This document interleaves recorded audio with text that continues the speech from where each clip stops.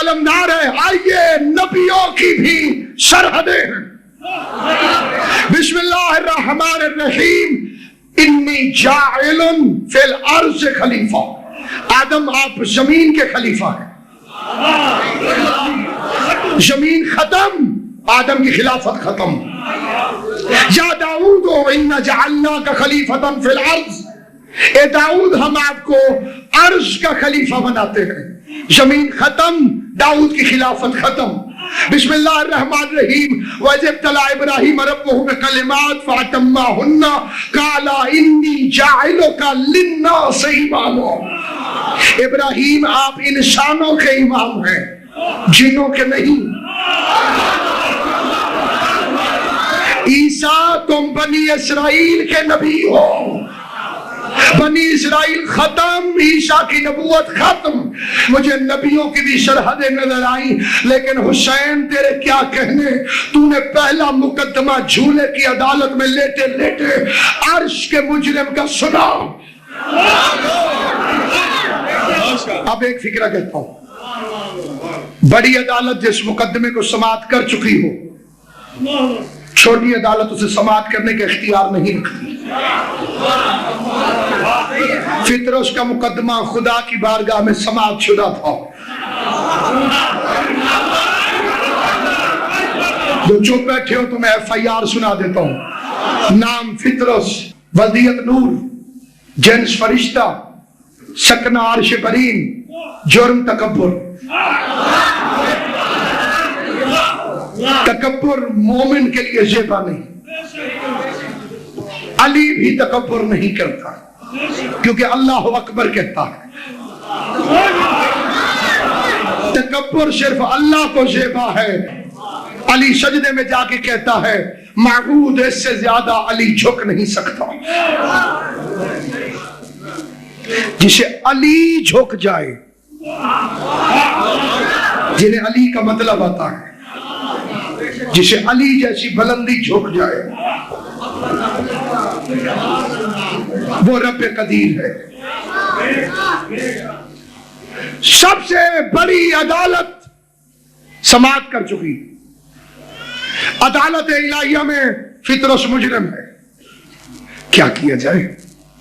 اب اللہ نے خود جو اختیار دیا ہے، 17 ربیع الاول کو رسول آئے، فطرس نہیں آیا۔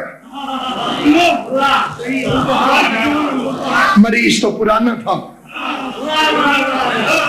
نہیں چلو تھوڑا اور پیچھے چلے جاتے ہیں۔ آدم آئے، فطرس نہیں آیا، حالانکہ آدم توبہ قبول کرانے کے اسپیشلسٹ تھے۔ نوح کشتی لے کے پھرتے رہے، فطرس بیٹھ کے پار اترنے نہیں آیا۔ ابراہیم آگ کو گلزار بنانے کا ہنر جانتے تھے، فطرس جلے ہوئے پر ٹھیک کروانے نہیں آیا۔ موسیٰ کی پہاڑ پہ جا کے خدا سے گل بات تھی، یہ اپنی اپلیکیشن فارورڈ کروانے نہیں آیا۔ عیسیٰ ٹھوکروں سے میت جلاتے رہے، فطرس اپنا مردہ مقدر زندہ کروانے نہیں آیا۔ برا میرے جھولے سے بس کر دو۔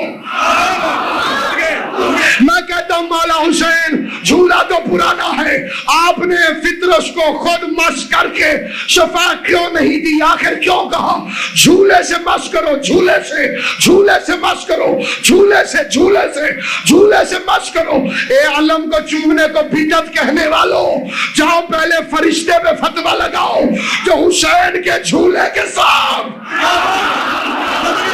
اپنے جسم کو مس کر رہا تھا۔ یا رسول اللہ، میں بڑے ادب سے پوچھتا ہوں، حسین سے مس کرائیے، جھولے سے مس کیوں کرایا؟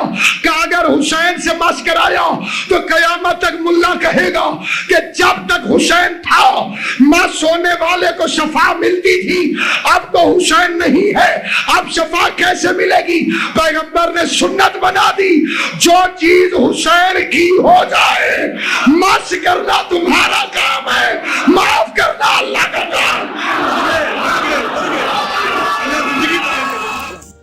ہمارے تیسرے امام حسین علیہ السلام مولا علی کرم اللہ وجہ اور خاتون جنت بی بی فاطمہ الزہرا سلام اللہ علیہ کے دوسرے بیٹے تھے۔ جب آپ پیدا ہوئے تو آپ صلی اللہ علیہ وآلہ وسلم بہت خوش ہوئے اور آپ کو دیکھنے کے لیے دوڑ پڑے۔ اللہ کے حکم سے آپ نے ان کا نام حسین رکھا۔ پیغمبر اکرم صلی اللہ علیہ وآلہ وسلم نے امام کے دائیں کان میں اذان اور بائیں کان میں اقامت پڑھی۔ جب امام حسین کی ولادت ہوئی تو اللہ تعالیٰ نے ہمارے پیغمبر صلی اللہ علیہ وآلہ وسلم اور ان کی آل کو مبارکباد دینے کے لیے جبرائیل فرشتے کو بھیجا۔ راستے میں جبرائیل علیہ السلام آسمان سے اترتے ہوئے ایک جزیرے سے گزرے جس پر فطرس نام کا فرشتہ رہتا تھا۔ فطرس کو اللہ تعالیٰ نے وہاں بھیجا تھا کیونکہ وہ شرارتی تھا اور فطرس کے پروں کو بھی اللہ نے چھین لیا تھا۔ وہ اس جزیرے پر برسوں سے دعائیں مانگ رہا تھا اور اللہ سے اپنی بخشش مانگ رہا تھا۔ فطرس نے جبرائیل علیہ السلام کو دیکھا تو پوچھا کہ کہاں جا رہے ہو؟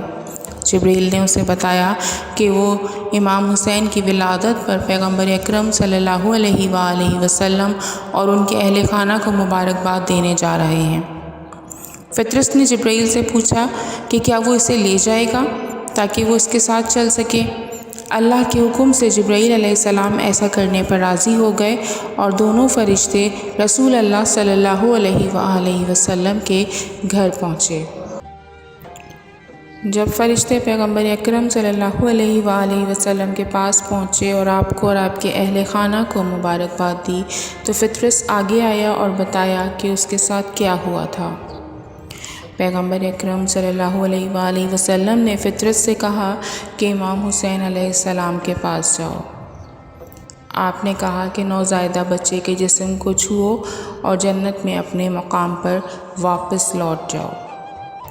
جب فطرس نے امام علیہ السلام کو چھوا تو اس کے پروں کو اللہ کی طرف سے واپس کر دیا گیا جس نے انہیں معاف کر دیا تھا۔ خوشی کے عالم میں فرشتہ واپس آسمان کی طرف بڑھ گیا۔ پیغمبر اکرم صلی اللہ علیہ وآلہ وسلم اور ان کے نواسے کی حمد و ثنا کرتے ہوئے۔ راہب کے پاس بیٹے نہیں تھے۔ میں کہیں تقریر کر رہا تھا کہ مولوی صاحب کھڑے ہو گئے کہنے لگے راہب والا واقعہ کہاں لکھا ہوا ہے؟ کسی راہب کو حسین نے بیٹے نہیں دیے۔ میں نے کہا اس مجمع میں وہ بندے کھڑے ہو جائیں جنہیں حسین نے بیٹے دیے ہیں۔ کہ میں نبی صاحب آدھے سے زیادہ مجمع کھڑا ہو گیا۔ میں نے کہا راہب کو چھوڑ پہلے ان کی بات کر۔ توجہ ہے یا نہیں آپ حضرات کی؟ راہب نے آ کر کہا رسول خدا سے کیا میری تقدیر میں اولاد ہے؟ تقدیر بھائی نے بھی فرمایا نا تقدیر سے ملتا ہے۔ میری تقدیر میں اولاد ہے؟ سب سے سچے نبی نے فرمایا تقدیر میں نہیں ہے۔ قرآن کی قسم تقدیر میں ہوتی تو رسول یہ نہ کہتے۔ پیغمبر کا جملہ بتاتا ہے تقدیر میں نہیں تھی۔ یا رسول اللہ پھر آپ نے کہا کیوں؟ کہ امت کو بتانا چاہتا ہوں کہ اولاد تقدیر سے نہیں ملتی، شبیر سے ملا کرتی ہے۔ نعرہ حیدری کاغذ ماش کروا دیا حسین سے۔ لوگ کہیں گے جی اب کیسے ہیں؟ اب تو حسین نہیں ہے۔ کہ جو چیز حسین کی ہو جائے۔ علم حسین کا ہے۔ اداس شام، شفق، پھول، گریہ شبنم۔ اداس شام، شفق، پھول، گریہ شبنم۔ خدا کا ملک ہے لیکن اثر حسین کا ہے۔ اسے بات سمجھ آئے گی وہ بولے گا۔ اداس شام، شفق، پھول، گریہ شبنم۔ خدا کا ملک ہے لیکن اثر حسین کا ہے۔ بتا رہا ہے فضا میں علم کا لہرانا، مکین کوئی بھی ہو پر یہ گھر حسین کا ہے۔ جسے بات سمجھ آئے گی وہ میرے ساتھ بولے گا۔ مکین کوئی بھی ہو۔ چوتھے بھی تین اگلے شعر پر میں عام پبلک کی نہیں ماتمیوں کی توجہ چاہتا ہوں۔ جہاں حسین کے دوست تشریف فرمائے بیٹھے ہیں اٹھے، جہاں جہاں تک میری آواز جا رہی ہے.